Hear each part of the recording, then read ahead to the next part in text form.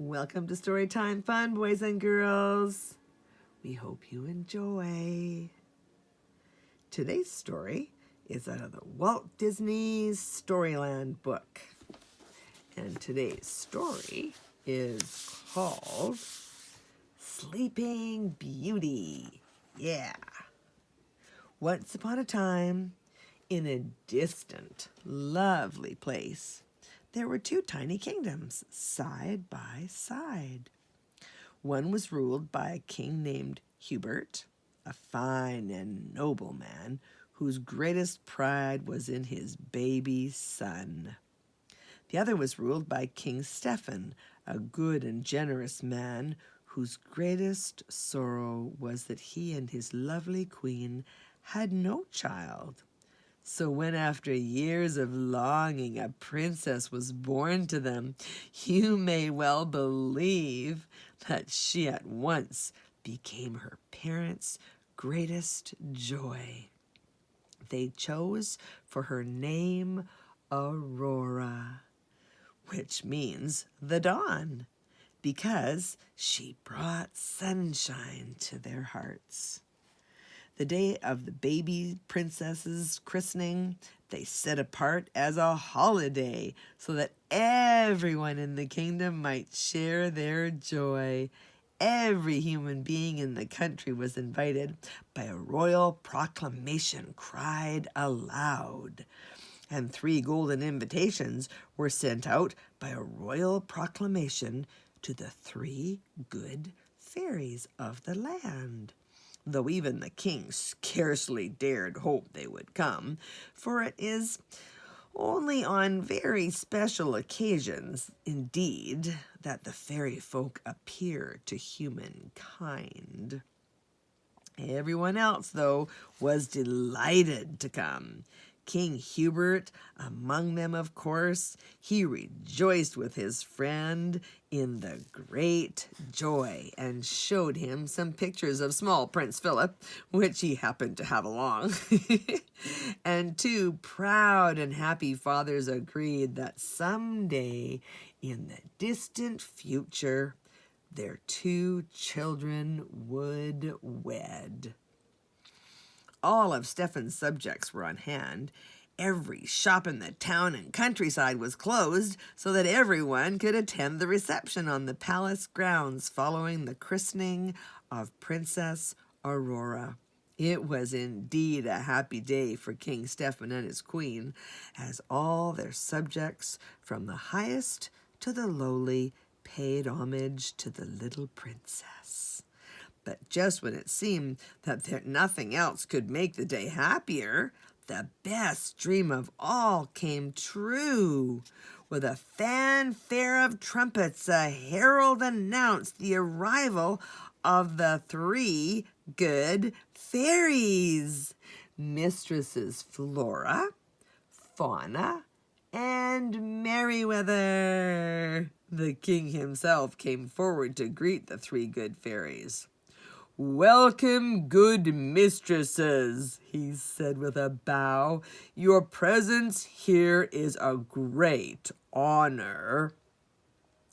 "We are happy to be invited," said Mistress Flora with a little flutter of delight.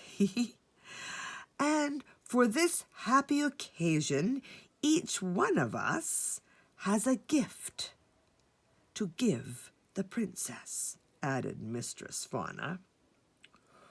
"Oh, Stephen," the queen whispered happily, "did you hear that?" "Mistress Fauna," said Flora, "will present the first gift." Mistress Fauna came forward with tiny dancing steps, beaming to right and to left. "Sunbeams," Mistress Fauna called, stretching out her arms, and the room was flooded with a golden light. Then Mistress Fauna presented her gift. "May her life be filled with laughter. May her heart be free from woe. Let happiness like dancing sunbeams follow wherever she may go." Happiness is the first gift, the murmur went around. Mistress Merryweather came second. You shall have hair of finest gold, eyes of sapphire blue. There will never be one, 'neath the moon or sun, half as beautiful as you. Beauty is the second gift, the crowd murmured happily, and around them unseen voices seemed to sing. She shall be beautiful now and ever after. She shall have happiness, filling her life with laughter. But the happy voices were cut short by a burst of evil laughter. Suddenly a blast of chill wind swept in through an open window. A shaft of lightning shot down from the cloud-darkened sky. A shudder swept through the frightened crowd as Mistress Maleficent, the Fairy of Darkness, appeared. "Dear me," she cackled with evil delight. "I'm afraid I startled you. You didn't expect me now, did you?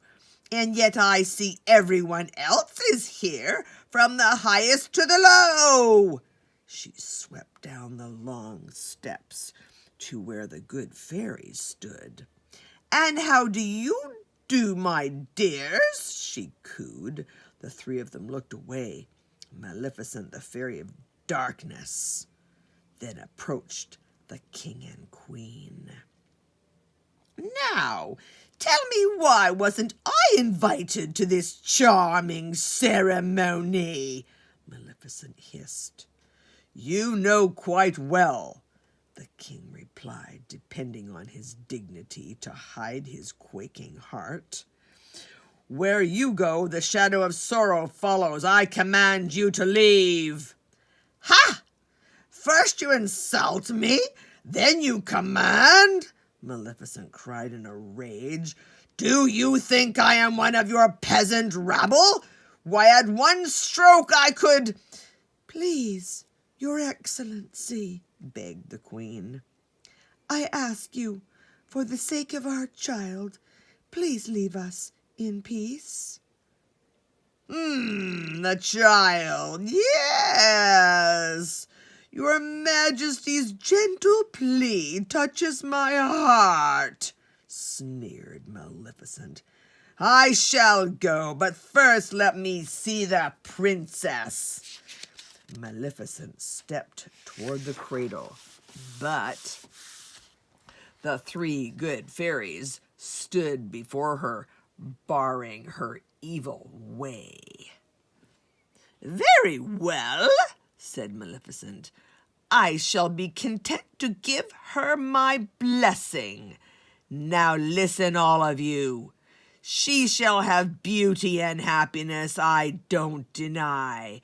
But there will come a time when tears will follow the laughter." At these words, the king and queen and their guests stiffened with fear. "Before the sun sets on her 16th birthday, the princess will prick her finger with a spindle of a spinning wheel and die," cried Mistress Maleficent. The king sprang from his seat, unsheathing his sword. "Seize her! Seize the Fairy of Darkness!" he cried to the guards. "Stand back, you fools!" screamed Maleficent, and in a great burst of flame and smoke, she vanished quite away. The queen knelt weeping beside Princess Aurora's cradle.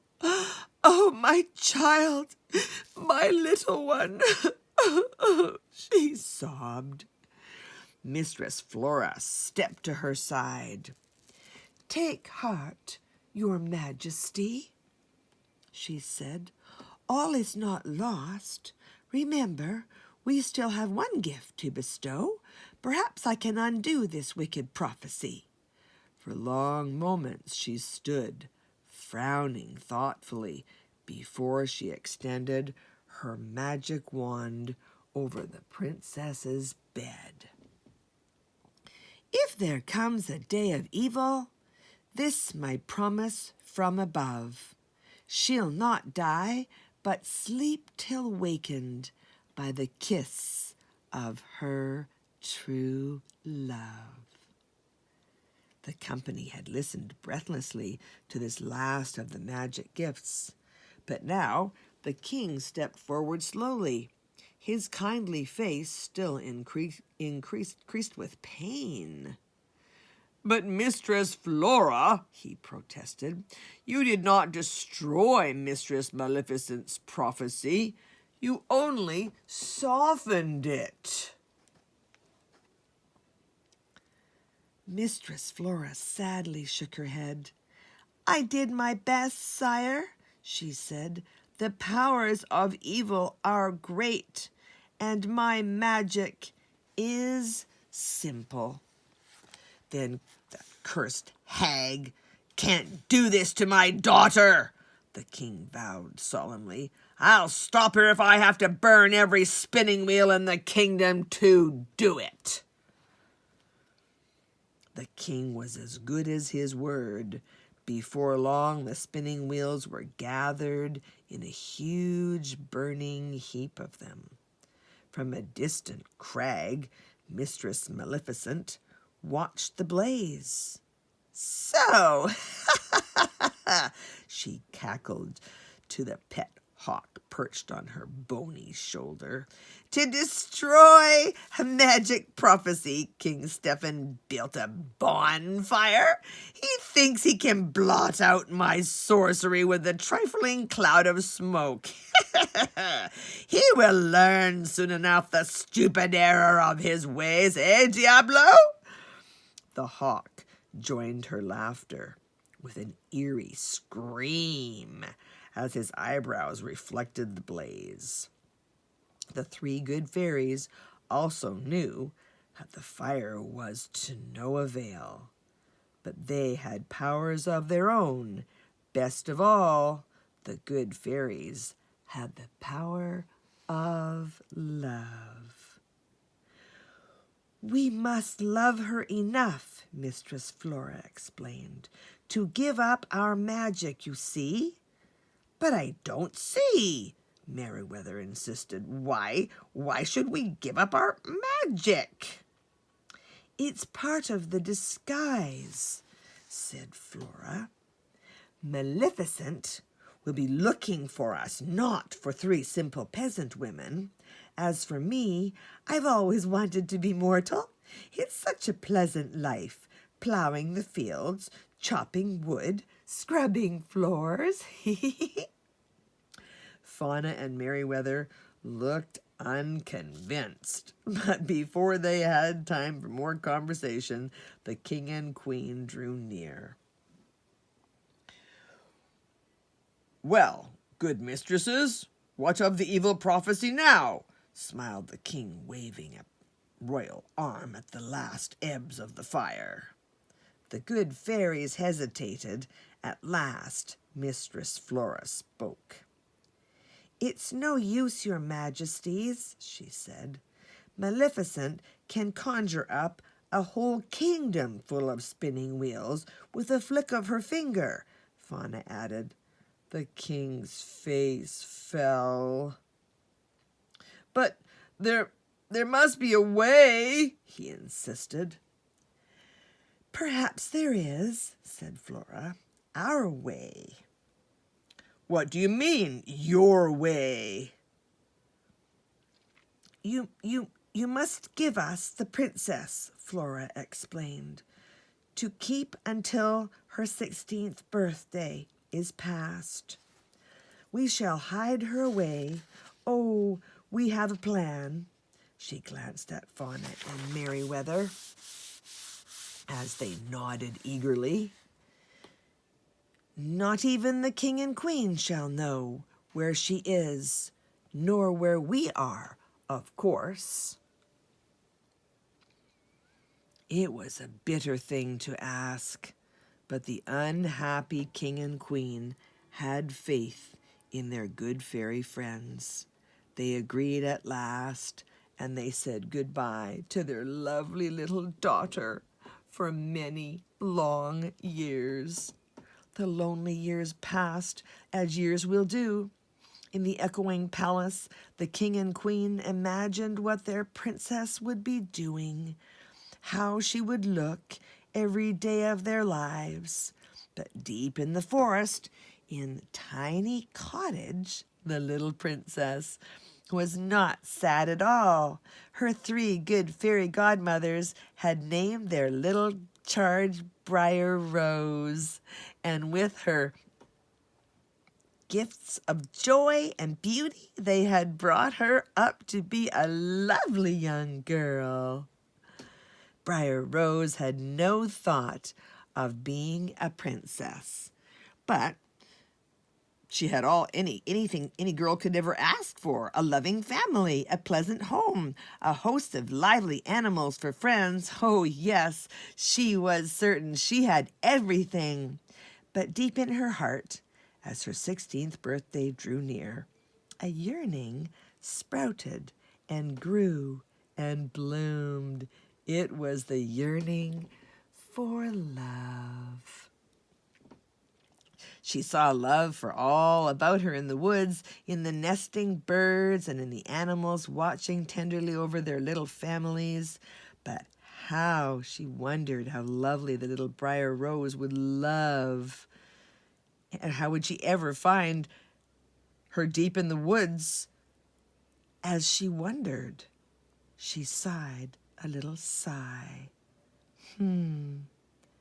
She need not have worried, as is often the case. What she longed for was very close at hand. In a clearing in the forest, not far away, a handsome young man stopped to rest. He was none other than Prince Philip, son and heir of King Hubert of the kingdom nearby. And that's where we're going to stop today. The end of part 1 of Sleeping Beauty. So that's it for today. We're going to see you next time with part 2 of Sleeping Beauty.